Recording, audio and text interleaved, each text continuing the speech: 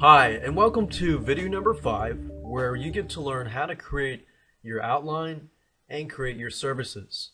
Now, we're also going to be talking about, how to figure out what kind of services to provide to your clients and your customers. Now, before we talk about the outline and figuring out what your services are going to be, let's talk about the client. The first thing you need to understand is your client, because guess what? That is who is going to buy your product, your services, or your consulting. Now, what I've done here is I've laid it out into a step-by-step process. So you can see that you create a project outline for your clients first, because not all of your clients are going to get all of your services. Some will have some of your services, some will have some of your other services. So there's no one-size-fits-all outline or service outline. So you're going to give your clients a specific customized project outline. You're going to figure out what their goal is. What is their goal? Most likely it's just to market the products and get more money, things like that. But yeah, that's pretty much self-explanatory. But what are their specific goals, or what are the goals? What are these specific goals?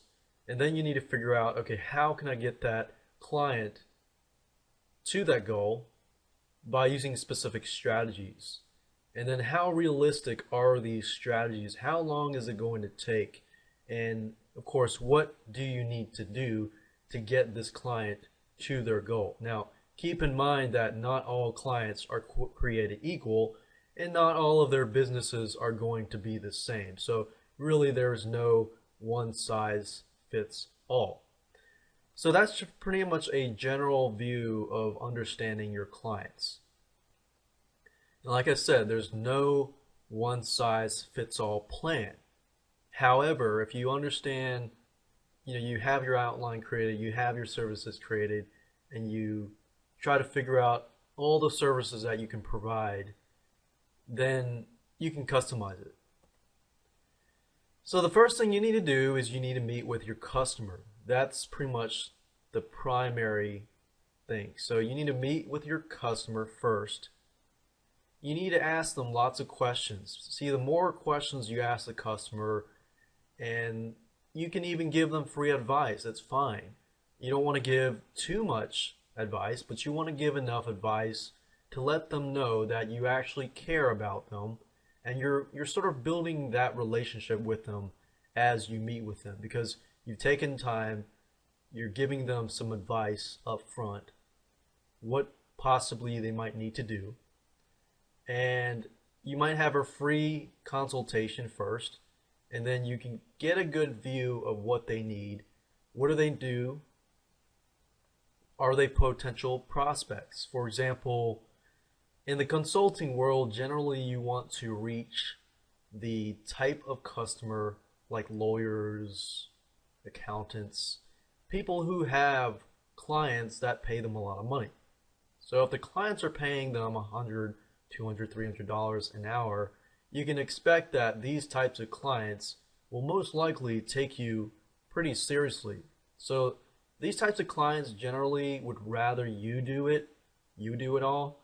So if you think about it, a very small mom and pop store, running a restaurant, most of these companies, most of these small businesses do not have time to do everything. However, there are some people that have time to do that. So you gotta think, do they need consulting, or do they need done-for-you services? Now, generally what I found is, if you find a customer that has a mix, they want you to do services plus they want some consulting, then this is a good customer. So the question is, can they afford to pay you now, and can they afford to pay you in the long run? Now, if they can afford to pay you now, that's great. But if they're not getting consistent income themselves, then they may not be the best customer.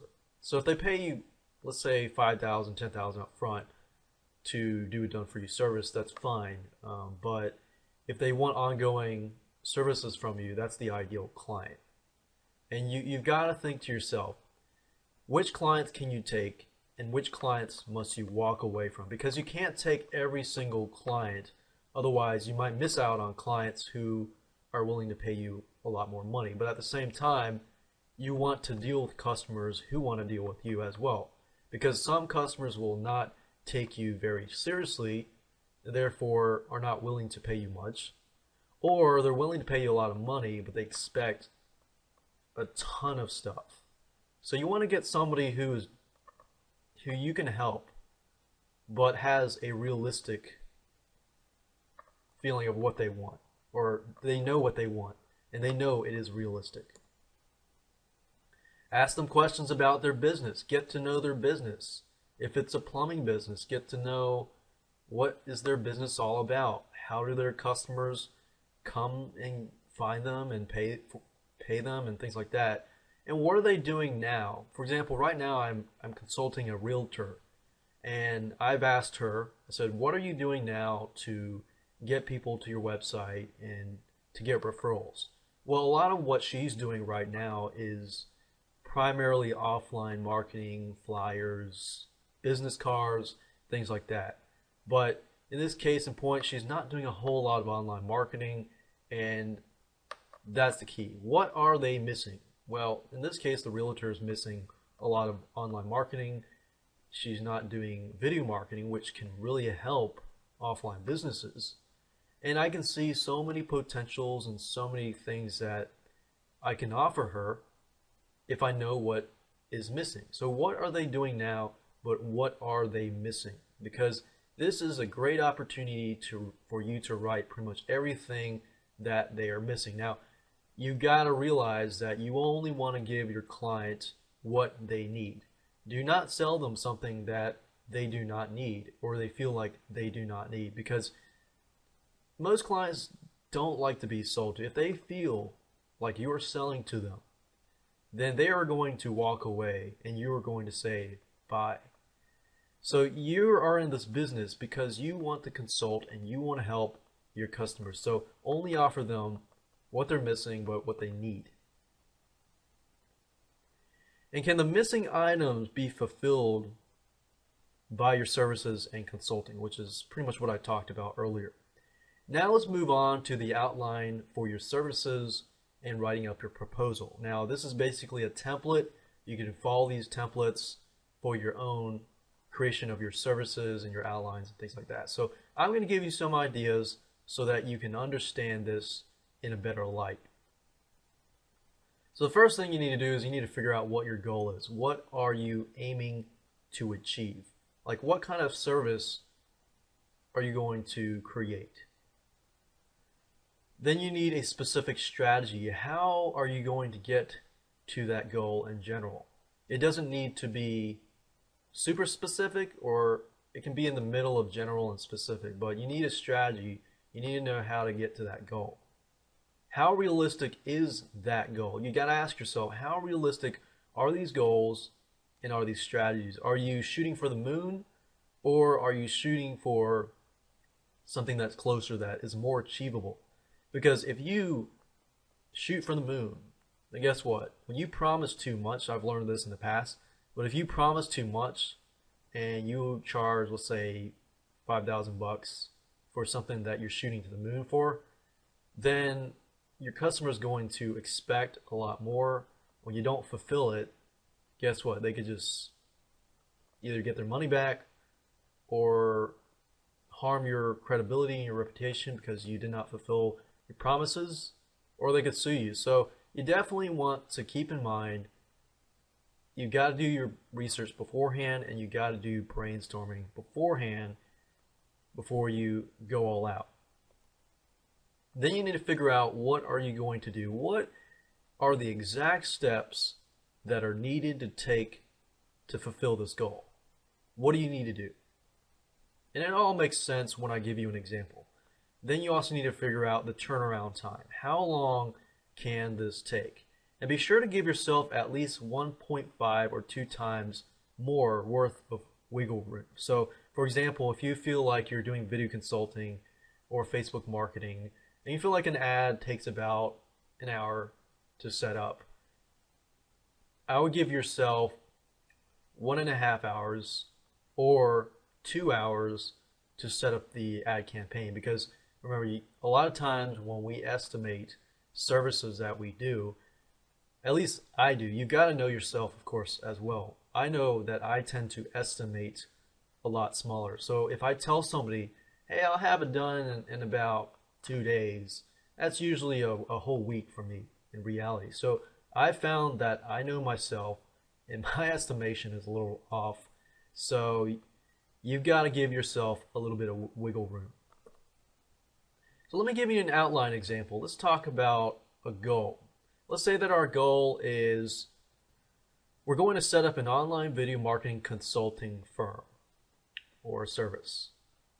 Now, you could go all out if you wanted to and just offer tons of marketing services if you want to, but I will say that I recommend that you pick one service, whether you're setting up a list, autoresponder, anything like that. You want to brand yourself as the specific marketing consultant, because if you're dealing with offline businesses, everybody out there, I found there's so many people out there that are offering marketing consulting services. So you got to figure out, how can I stand out among all of the other people who are selling marketing consultations?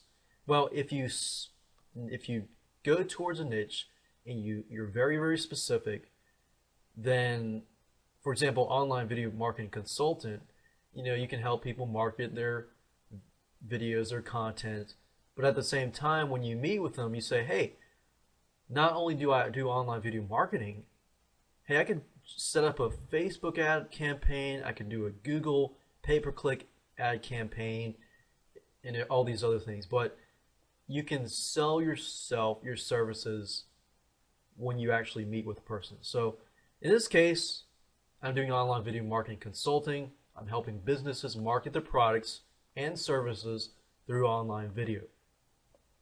Now, what to do? What are the exact steps you need to take to fulfill this goal? So let's say, for example, someone approaches you. They say, hey, I need online video help. I got this cool content. I provide this product and services. I want to get it out there. I don't know how to get it out there. Well, as you know, with online video marketing, all that consists of is, first, you need to do keyword and market research. So you need to market research, you need to do keyword research, and I like to use Market Samurai because I can do proper keyword research and market research about the person's business, about their competition, and things like that, because you want to know what kind of competition is already doing online video so that you can take a different approach and have a unique selling proposition. So you want to make it so your client stands out versus the other competitor. So you got keyword and market research, then you have video creation. You've got to create the video after you do the market research and the keyword research. So what does video creation entail? That could entail, there's different types of videos. Like right now I'm doing PowerPoint video. You got screen capture video with Camtasia. You have live video and other types of video. So you got to think, okay, what kind of video can best express the products and services of my client? And what am I going to have to do? Do I have to rent a camera? Do I have to buy Camtasia? Do I have to, what do you have to do? So like I said, it's not one size fits all. You got to figure out your client. You got to understand them and what they need. Once you create the videos, then you got to do proper video SEO. For example, when you upload it to YouTube, they ask for a title, a description, tags, keywords, and so forth. So you need to make sure that that video will be able to rank in Google and be search engine friendly. And of course, once you've done the video SEO, you've got to upload the videos to video sites. You could use Traffic Geyser, you could use PixelPipe, you could use other types of services. And of course, you're going to have to track. Now, most of these sites provide tracking. TubeMogul provides tracking, things like that. So you also want to think, okay, how can I do what my client wants me to do without having to spend too much of my money and too much of my time. And of course, what can be outsourced if anything can be outsourced? So you want to think, okay, how can you save time and what can be outsourced? Then you want to think about turnaround time. How long can this take? Keyword market research can take a couple hours. Generally, I'd say about half a day to a day for proper keyword research, just because for each client, I do a lot of research just to make sure I understand the competition, everything like that. So a day's worth, you got to think, okay, would this be consulting or the service?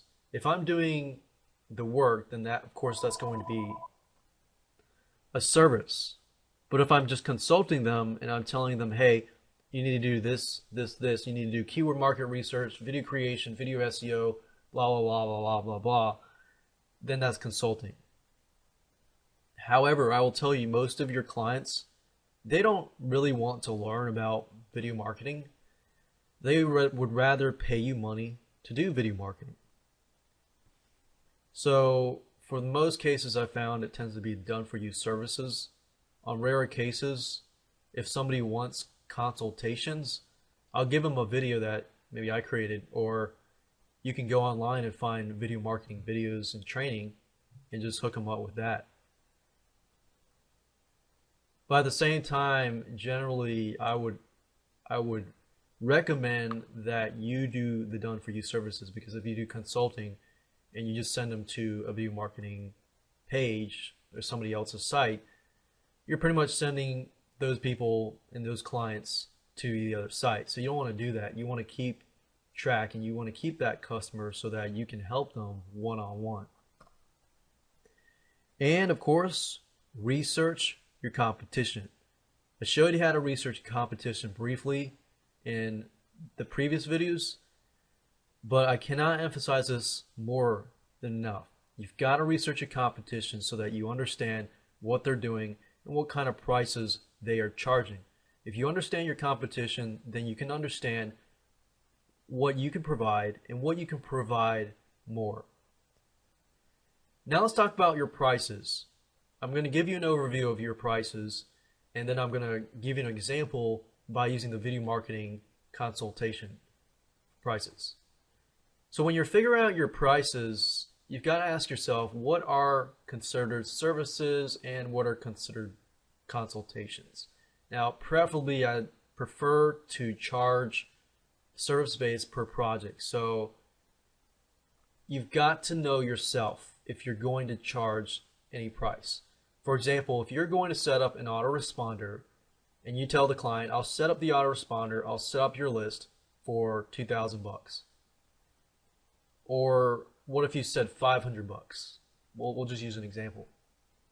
Let's say you say, I will set up your autoresponder and all these other things for $500. You don't want to overestimate, but you don't want to underestimate as well. So some people think, okay, well, I'm going to just charge per hour. That way, if I work 2 days worth, let's say 8 hours per day, 16 hours, then I can make money from that, and I charge $50 for an hour. While, yes, the thought and the concept, and you might be thinking, if I charge $50 and I work the whole week, I'll make a lot of money. While that is true, you're missing out on clients that you could possibly have. At the same time, if you're only charging $50 and you do it all in 2 hours, you walk away with $100. So that's why when you charge per project, that is generally best, just because then you don't underestimate and then often you don't overestimate. And you don't want to discount or give people discounts or give people freebies or bonuses. Otherwise, that takes away from your value. So if you feel like, okay, you can do it under $1,000 and it takes you less time to do that, you could over deliver and give them more. Consulting generally is paid by hour. You can offer $100, $200 or whatever prices, depending on your track record. And I found consulting, if it's consulting, I have to do less work because I just consult them and tell them, what to do. and I found services tend to be better. But if you have a services and consulting, it's a lot more fun because you have a variety of things to do. Then you got to think what can be outsourced in terms of the service-based stuff. Now, consulting, of course, that's just face-to-face, so that can't really be outsourced unless you have somebody working with you. But consider with services, you can outsource services, and that's not hard to do. And in fact, if you want to set up an autoresponder, you could have your virtual assistant do that, and you can take on more projects that way. Now, let me give you an example of prices. You want to ask yourself, do they want consulting or do they want a done-for-you service? Now, like I said earlier, most businesses will want you to do it for them. They don't have time to do the marketing because they are too busy working on their restaurant, their business, their clients, and so forth. So let me give you an example of video consulting.